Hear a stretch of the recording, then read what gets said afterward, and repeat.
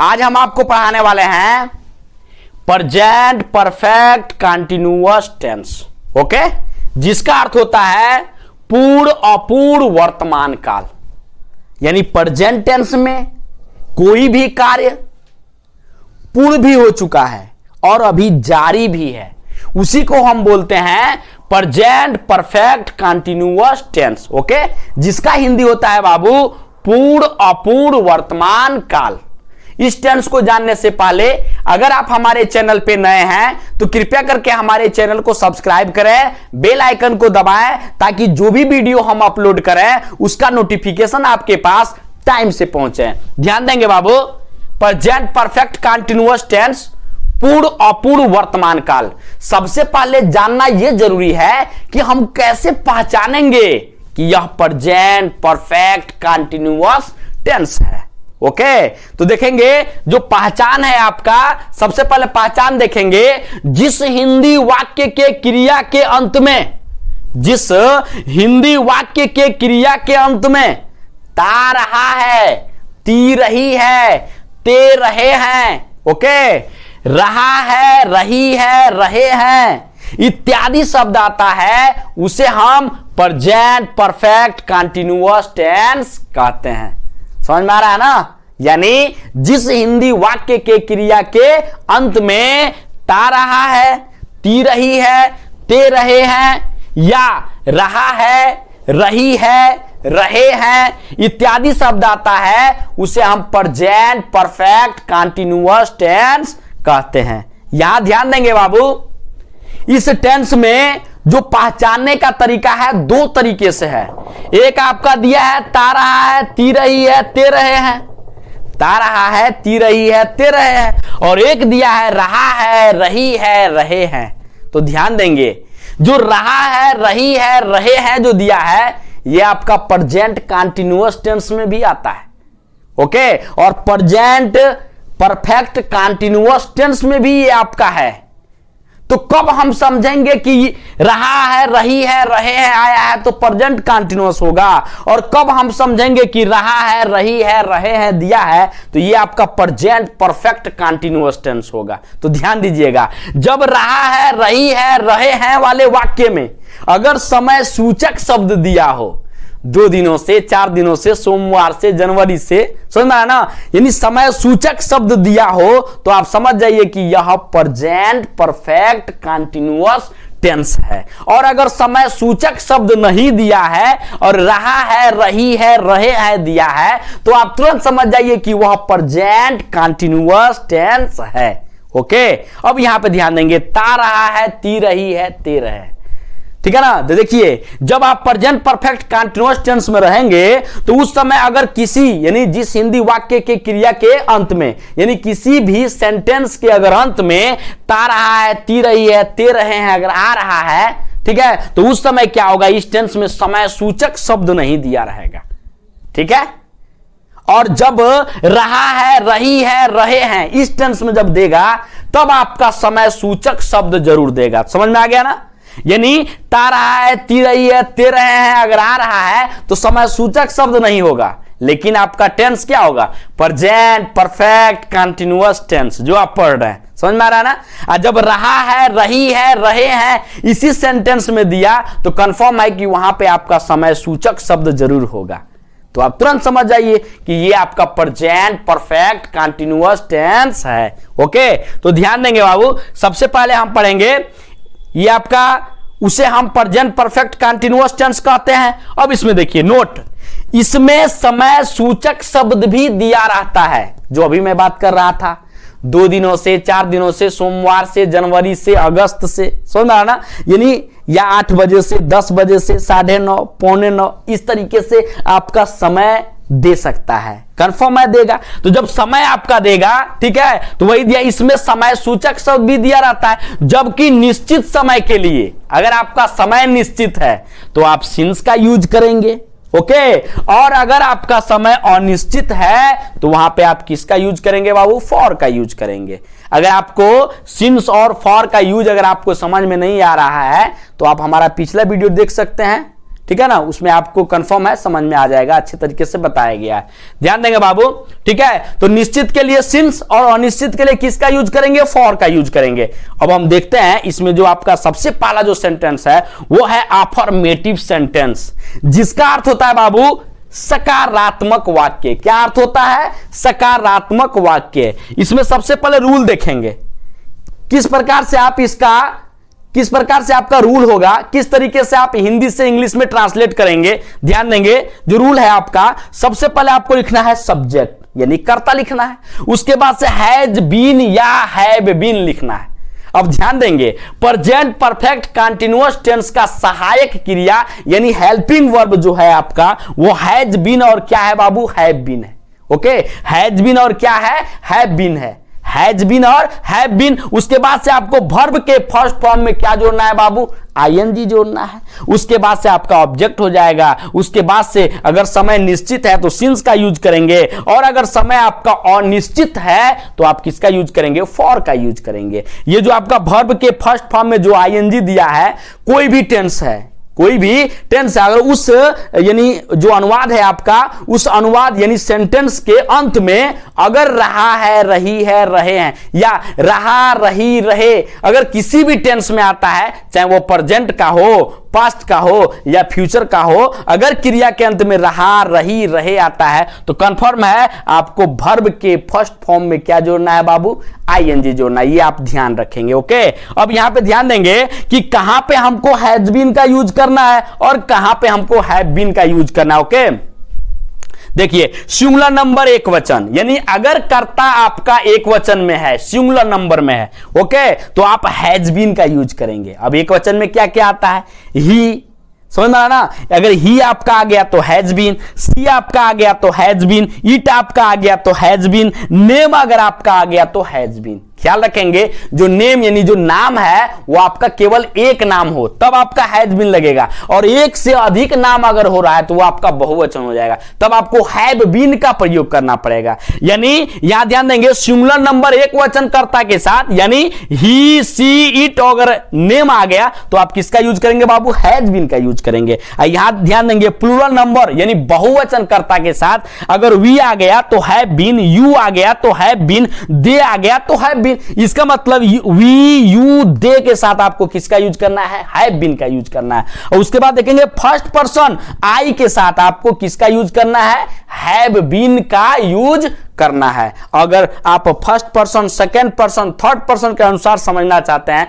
तो ध्यान देंगे बाबू, ये जो ही है, सी है, इट है और जो नेम यानी नाम जो दिया है, ये आपका थर्ड पर्सन है। कौन पर्सन है, थर्ड पर्सन होते हुए ये आपका कौन सा नंबर है, सिंगुलर नंबर है, एक वचन करता है, तो यहां पे आप सहायक क्रिया क्या यूज करेंगे बाबू, हैज बीन का यूज करेंगे। ओके, यहां ध्यान देंगे प्लूरल नंबर बहुवचन में। अब यहां ध्यान देंगे, जो वी है आपका, ये आपका फर्स्ट पर्सन है, ठीक है ना, लेकिन वी आपका बहुवचन है तो आप किसका यूज करेंगे, हैव बीन का यूज करेंगे। जो यू है आपका सेकंड पर्सन है लेकिन बहुवचन है, किसका यूज करेंगे, हैव बीन का यूज करेंगे। और जो दे है आपका बाबू, ये आपका थर्ड पर्सन है लेकिन है कितना वचन, बहुवचन है, तो सहायक क्रिया क्या यूज करेंगे, हैव बीन का यूज करेंगे। और फर्स्ट पर्सन आई के साथ किसका यूज करना है बाबू, हैव बीन का यूज करना। ओके, अब ध्यान देंगे, अब मैं आपको सेंटेंस के माध्यम से समझाता हूं। ओके, इधर उधर न देखें, डायरेक्ट आप बोर्ड पे देखिए। ओके, देखिए जो रूल है आपका, सबसे पहले सब्जेक्ट, अब इस कर्ता के अनुसार हैड बीन और हैव बीन, यानी अगर कर्ता आपका एक वचन रह रहा है तो हैज बीन,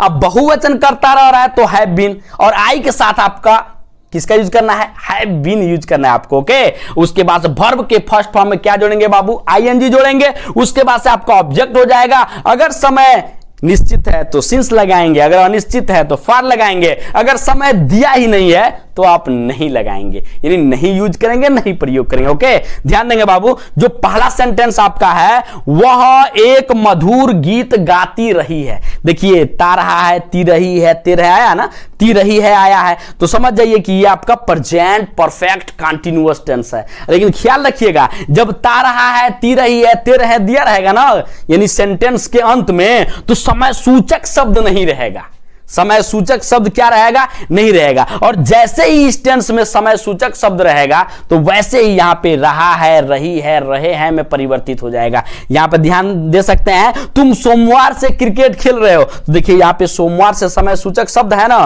तो यहां पे ता रहा है, ती रही है, ते रहे हैं नहीं दिया है, यहां पे दिया है रहा है, रही है, रहे हैं।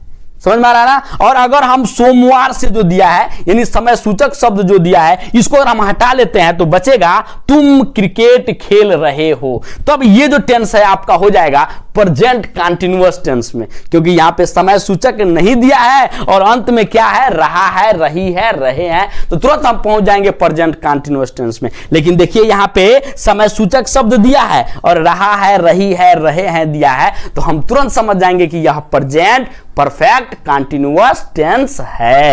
ओके, ध्यान देंगे बाबू। जो अब हम देखेंगे सेंटेंस के माध्यम से, जो आपका पहला सेंटेंस है वह एक मधुर गीत गाती रही है। ओके, तो सबसे पहले हमारा जो रूल है देखिए वो क्या कह रहा है, सब्जेक्ट को लिखिए। किसको लिखिए, सब्जेक्ट। तो सब्जेक्ट मतलब कर्ता, और कर्ता यहां पे मतलब काम करने वाला। तो यहां पे जो काम करने वाला है, किसके द्वारा यहां पे गीत को गाया जा रहा है, वह। तो यहां पे ये ध्यान देंगे बाबू, जो वह है स्त्रीलिंग है कि पुल्लिंग है। तो ध्यान देंगे, अगर यहां पे रहा है दिया होता तो आपका पुल्लिंग हो जाता, पुरुष का बोध हो रहा है। और यहां पे देखिए रही है दिया यानी रही दिया है, तो आप तुरंत समझ जाइए कि स्त्रीलिंग का बोध हो रहा है, अर्थात स्त्री का बोध हो रहा है। तो यहां पे आप वह का अंग्रेजी ही न लिखकर क्या लिखेंगे, सी लिखेंगे। क्यों सी लिखेंगे, क्योंकि यहां पे किसका बोध हो रहा है, स्त्री का बोध हो रहा है। तो यहां पे आपका वह का अंग्रेजी क्या हो जाएगा बाबू, सी हो जाएगा। ओके, समझ में आ रहा है ना। तो यहां पे वह का अंग्रेजी क्या हो गया, सी। अब ये देखेंगे कि जो आपका सब्जेक्ट जो सी है, ये आपका एक वचन है कि बहुवचन है। तो देखिए यहां पे जो आपका सिंगुलर नंबर में ये आपका सी है, यानी एक वचन करता है। तो जब एक वचन करता रहेगा तो बाबू सहायक क्रिया हम क्या लगाएंगे, हैज बीन। आप ध्यान से समझिए, ठीक है ना। तो यहां पे क्या लगाएंगे बाबू, हैज बीन लगाएंगे। तो सी के साथ यहां पे क्या हो जाएगा, हैज हो जाएगा, और उसके बाद से क्या हो जाएगा बाबू, बीन हो जाएगा। अब देखिए हैज बीन, हैव बीन में से किसी एक को लिखना था, हमने लिख लिया। अब हमारा जो रूल है वो ये कह रहा है कि वर्ब के फर्स्ट फॉर्म में आईएनजी लिखिए। तो सबसे पहले आपको पहचानना यह है कि क्रिया कहां रहता है। तो किसी भी सेंटेंस के अंत में क्रिया रहता है। ओके, ठीक है। तो यहां पे क्रिया क्या है बाबू, गाती रही है यानी गाना।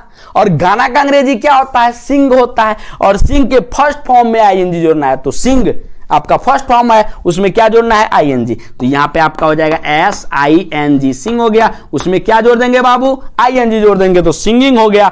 अब देखिए जो आपका रूल है वो ये कह रहा है ऑब्जेक्ट को लिखिए, अर्थात कर्म को लिखिए, यानी गा रही है। क्या गा रही है, वो आपका ऑब्जेक्ट में आ जाएगा। तो देखिए यहां पे एक मधुर गीत गा रही है। तो जो आपका ऑब्जेक्ट है, कर्म है, वो आपका हो जाएगा एक मधुर गीत हो जाएगा। तो बताइए एक का अंग्रेजी क्या होगा बाबू, ए हो जाएगा। मधुर का अंग्रेजी क्या हो जाएगा, स्वीट हो जाएगा। ओके, और उसके बाद से गीत का अंग्रेजी क्या हो जाएगा बाबू, सॉन्ग हो जाएगा। उसके बाद से आप फुल स्टॉप का यूज कर लेंगे। ध्यान देंगे, तुम सोमवार से क्रिकेट खेल रहे हो। देखिए इस सेंटेंस में समय सूचक शब्द दिया है, तो अब हम सिंस और फॉर का यूज करेंगे। इस सेंटेंस में समय सूचक शब्द नहीं दिया था, ठीक है ना, तो हमने सिंस और फॉर का यूज क्या किया, नहीं किया। समझ में आ रहा है कि नहीं। तो फिर पहचाने कैसे, तो इसमें देखिए ता रहा है, ती रही है, ते रहे हैं दिया, तो पहचान गए कि प्रेजेंट परफेक्ट कंटीन्यूअस टेंस है। ओके, यहां ध्यान देंगे बाबू, तुम सोमवार से क्रिकेट खेल रहे हो। सबसे पहले आपको सब्जेक्ट को लिखना है, कर्ता को लिखना है। कर्ता आपका क्या है, यानी सब्जेक्ट आपका, यानी कर्ता आपका क्या है, तुम है। और तुम का अंग्रेजी क्या होगा बाबू, यू होगा। तो यहां पे आप क्या लिख लेंगे, सबसे पहले यू लिख लेंगे। ओके, अब यहां ध्यान देंगे कि जो यू है आपका बहुवचन है, और जब बहुवचन करता है बाबू हैज बीन और हैव बीन में किसका यूज करेंगे, अभी समझाया हूं। यहां पे यू के साथ आपको किसका यूज करना है बाबू, हैव बीन का यूज करना है। किसका यूज करना है, हैव बीन। तो यू के साथ यहां पे क्या हो जाएगा बाबू, हैव हो जाएगा, और उसके बाद से क्या हो जाएगा बाबू, बीन हो जाएगा। ओके, उसके बाद से देखिए हैज बीन, हैव बीन में से किसी एक को लिखना था, तो हमने हैव बीन लिख लिया। क्यों लिखा, क्योंकि यू आपका बहुवचन है, तो यू के साथ हैव बीन हो गया। उसके बाद से करा वर्ब के फर्स्ट फॉर्म में आईएनजी जोड़ना है। तो यहां पे जो क्रिया है वो क्या है, खेलना। और खेलना का अंग्रेजी क्या होता है बाबू, प्ले होता है। तो यहां पे आप क्या लिखेंगे, प्ले लिखेंगे, और आपको क्रिया में क्या जोड़ना है, आईएनजी। तो यहां पे क्या हो जाएगा बाबू, प्लेइंग हो जाएगा। उसके बाद से देखेंगे ऑब्जेक्ट। ऑब्जेक्ट क्या है, खेल रहा है। क्या खेल रहा है? क्रिकेट खेल रहा है। तो प्लेइंग के बाद से क्या हो जाएगा बाबू? क्रिकेट हो जाएगा। ओके, और उसके बाद से देखेंगे आपका दिया है सिंस या फार, तो देख लेंगे समय सूचक है कि नहीं। तो देखिए यहां समय सूचक दिया है सोमवार से। तो सबसे पहले ये डिसाइड करेंगे कि जो सोमवार से है वो निश्चित समय है कि अनिश्चित समय है। मेरी बातें समझ में आ रही है ना? यह समय आपका निश्चित है कि क्या है? अनिश्चित है। जो सोमवार से है ये आपका निश्चित समय है। कौन सा समय है जी? निश्चित समय है। जब निश्चित समय आएगा तो आप किसका यूज करेंगे? सिंस का यूज करेंगे। ओके, तो यहां पे आपका क्या हो जाएगा बाबू? सिंस हो जाएगा। और उसके बाद से सोमवार का अंग्रेजी हम क्या लिख लेंगे? मंडे लिख लेंगे, MONDAY। उसके बाद से फुल स्टॉप हो जाएगा। अगला सेंटेंस देखेंगे बाबू, मैं 2 दिनों से अंग्रेजी पढ़ रहा हूं। यहां भी समय सूचक शब्द दिया है। कितने दिनों से? 2 दिनों से। तो यहां ध्यान देंगे, सबसे पहले आपको रूल क्या बता रहा है? सब्जेक्ट को लिखिए। सब्जेक्ट मतलब किसको लिखिए? कर्ता को लिखिए। कर्ता इसमें क्या है बाबू? मैं। और मैं का अंग्रेजी क्या हो जाएगा? आई हो जाएगा। क्या हो जाएगा बाबू? आई हो जाएगा। अब देखेंगे आई के साथ आपको हैज बीन और हैव बीन में क्या यूज करना है। ओके, तो देखिए फर्स्ट पर्सन आई के साथ किसका यूज करना है बाबू? हैव बीन का। किसका यूज करना है? हैव बीन का। तो आई के साथ हम यहां पे क्या लगाएंगे बाबू? हैव लगाएंगे। उसके बाद से आपको क्या लगाना है बाबू? बीन लगाना है। तो हैव बीन हो गया। अब आपका जो रूल है वो ये कह रहा है कि वर्ब के फर्स्ट फॉर्म में क्या जोड़ना है?